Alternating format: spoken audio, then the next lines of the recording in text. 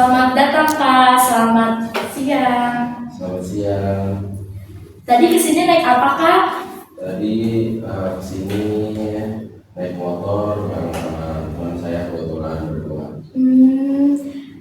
Baik, sebelum memulai sesi konseling ini, mungkin kita perkenalan terlebih dahulu kali ya Kak. Kakak biasa dipanggil apa? Namanya siapa? Nama saya Okta Irandani, biasa dipanggil Okta. Dipanggil Okta. Siap-siap. Baik, izinkan saya memperkenalkan diri terlebih dahulu ya Kak. Perkenalkan, nama saya Afia Zara Sasmita, biasa dipanggil Jara. Saya di sini sebagai konselor profesional. Asal saya dari Jakarta. Kak Okta sendiri asalnya dari mana? Nah, kebetulan saya dari Jakarta. Oh, Jakarta juga, sama dong kalau gitu. Ya, Kakak udah makan siang? alhamdulillah tadi sudah kebetulan sebelum kesini. Oh, pantesan energinya udah full terisi ya Kak. Ya, Oke, jadi hari ini kita akan melakukan yang namanya konseling individual. Sebelumnya Kak Okta ini sudah pernah mengikuti konseling individual belum? sebelumnya udah pernah juga ya di madrasah yang negeri 2 bersama Bu Surwa ya. Kebetulan ini mencari saya kedua di universitas. Baik-baik. Terima kasih loh Kak Okta udah effort banget untuk datang mengikuti sesi konseling hari ini. Baik, izinkan saya menjelaskan terlebih dahulu ya apa itu konseling individual, azas-azasnya. Jadi, konseling individual itu merupakan layanan bantuan profesional yang akan dilakukan oleh konselor kepada individu untuk membantu mencapai cash, yang dimana kehidupan efektif sehari-hari, dan casting, kehidupan efektif sehari-hari yang terganggu, sehingga individu ini mampu untuk mandiri dan mengendalikan diri. Nah, selanjutnya ada azas-azasnya. Yang pertama ini ada azas kerahasiaan. Azas kerahasiaan itu, jadi Kak Okta ini bebas cerita apa aja ke saya. Semua yang Kak Okta ceritakan ke saya ini bakal saya jaga kerahasiaannya. Yang kedua ini ada azas kesukarelaan. Jadi azas kesukarelaan itu, Kak Okta udah datang ke sini penuh sukarela ya. Nggak tanpa paksaan dari siapapun. Baik. Terus selanjutnya ada asas keterbukaan. Asas keterbukaan ini Kak Okta bisa langsung cerita terbuka kepada saya. Gitu. Yang keempat ini ada asas kemandirian. Kak Okta ini datang ke sini untuk menghadapi masalah. Ya, selanjutnya ada asas kekinian. Jadi asas kekinian itu, Kak Okta ini mau menceritakan masalah yang dihadapi sekarang, bukan masalah yang masa lalu. Begitu Kak Okta. Sampai sini apakah ada yang ingin ditanyakan Kak? Ada, sudah jelas. Oh, baik. Sudah jelas ya. Sebelumnya, sebelum memulai konseling individual ini, alangkah baiknya kita berdoa terlebih dahulu ya Kak, supaya dilancarkan. Bismillahirrahmanirrahim. Sebelum memulai cerita pada konseling, kita melakukan relaksasi terlebih dahulu ya Kak, supaya gak tegang, biar lebih rileks gitu. Kak Okta ikutin saya aja ya. Tarik nafas, tahan, buang. Oke, baik. Gimana, sudah lebih rileks belum? Alhamdulillah rileks. Oke.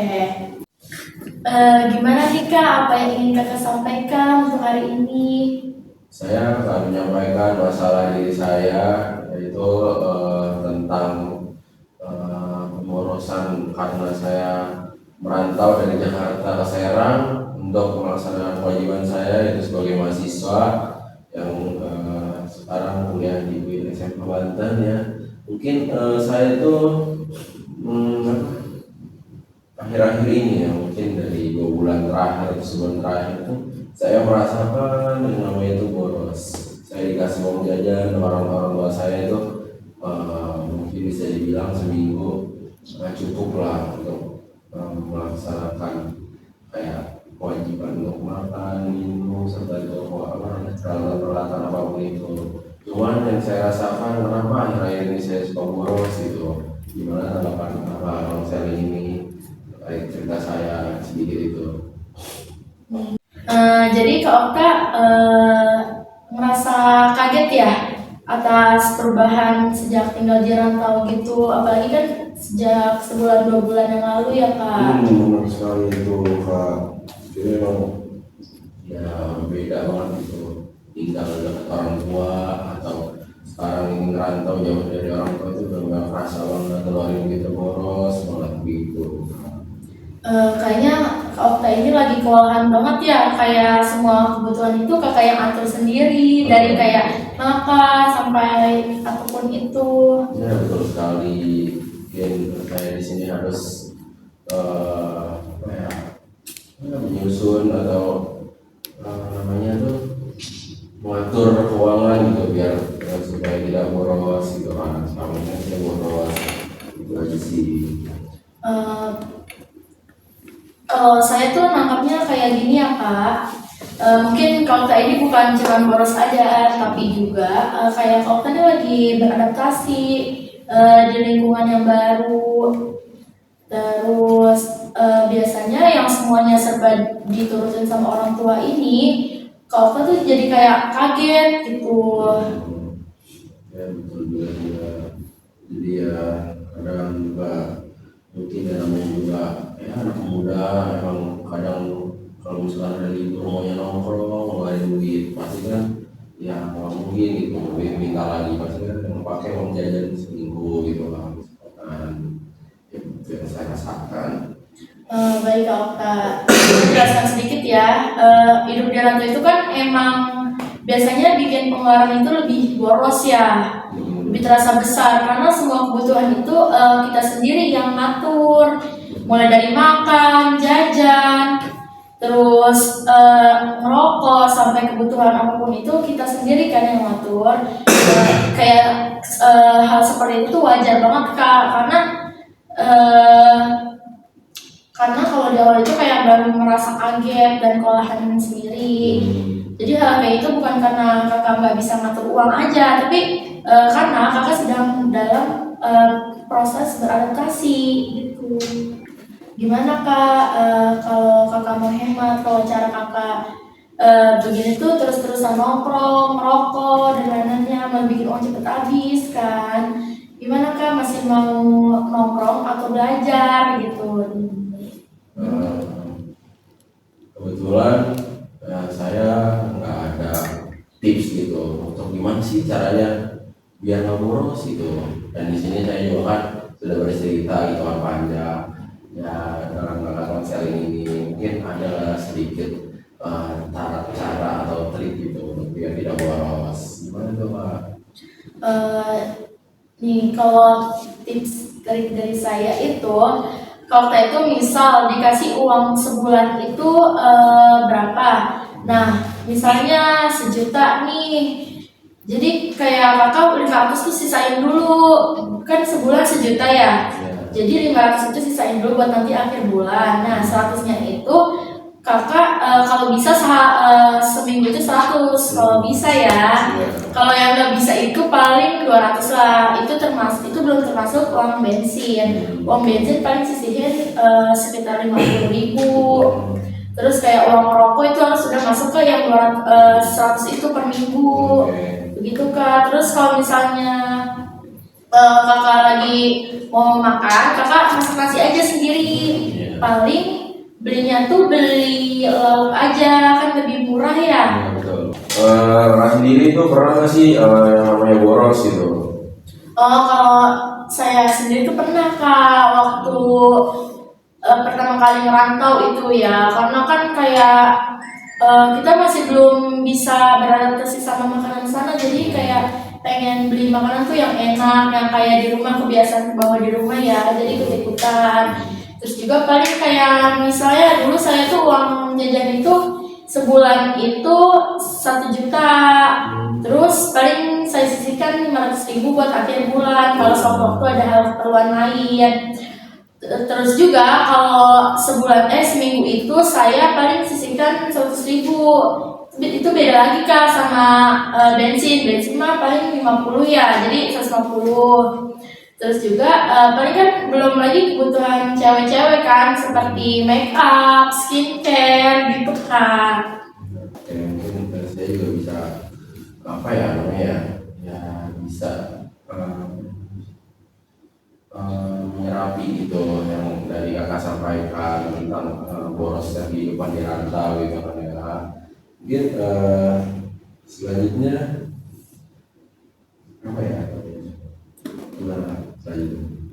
Saya bingung juga nih karena saya udah menceritakan semuanya nih gitu kan.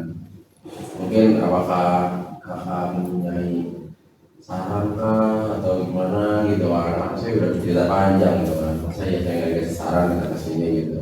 Gimana menurut kakak nih, ada saran nggak untuk saya? Ada kalau saran dari saya ya, kakak mulai hemat dari hal kecil aja dulu gitu kayak batasin jajanan uang jajan harian tuh kayak tadi saya misal seminggu itu 100.000. Terus juga kayak Kak Okta ini kalau kemana-mana tuh bawa tumbler. Oh, tumbler. Iya biar nggak beli minuman lainnya, biar menghemat. Terus juga kayak mau ngampus ini, Kak Okta tuh harus bawa bekal begitu. Jadi kayak nggak boros. Jadi cuma masak nasi aja, beli lauknya terus bawa ke kampus gitu Kak. Kurangin nongkrongnya Kak sama merokoknya, nanti juga pelan Kak Okta juga bakal bisa komitmen. Ya mungkin cukup ya sarannya dari yang kakak berikan tadi dan insya Allah kedepannya saya akan menjalaninya gitu dan sedikit demi sedikit saya akan menjalaninya dengan saran kakak tadi.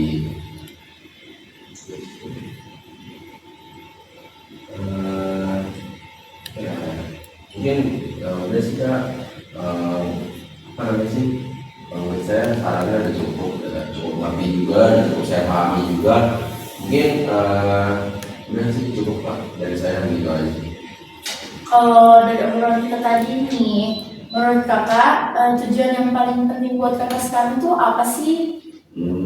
Mungkin tujuan saya ya sebenarnya cuma untuk belajar aja sih, nggak banyak lain-lain.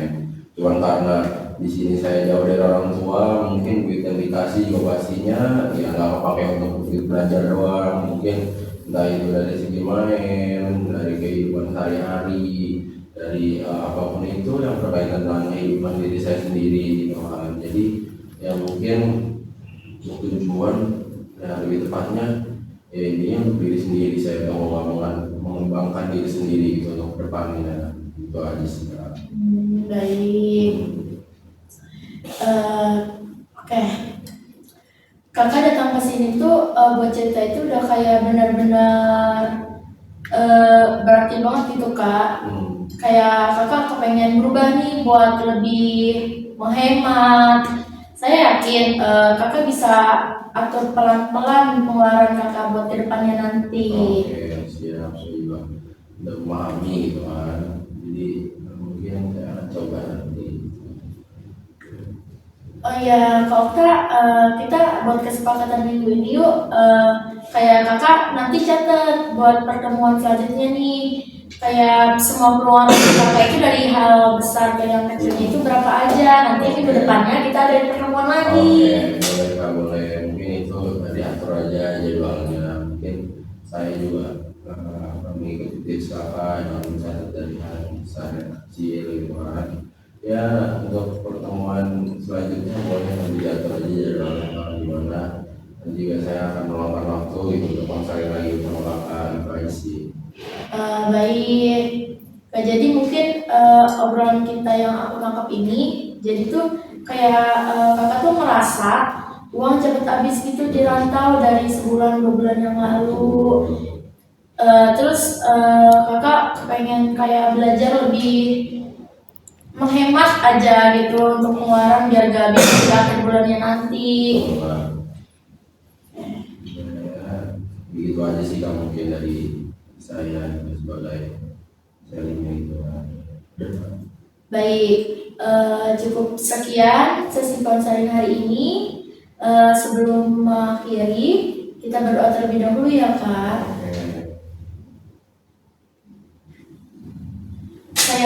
sebelumnya saya ucapkan terima kasih banyak kepada Kak Okta yang sudah meluangkan waktunya untuk ikut konseling kali ini.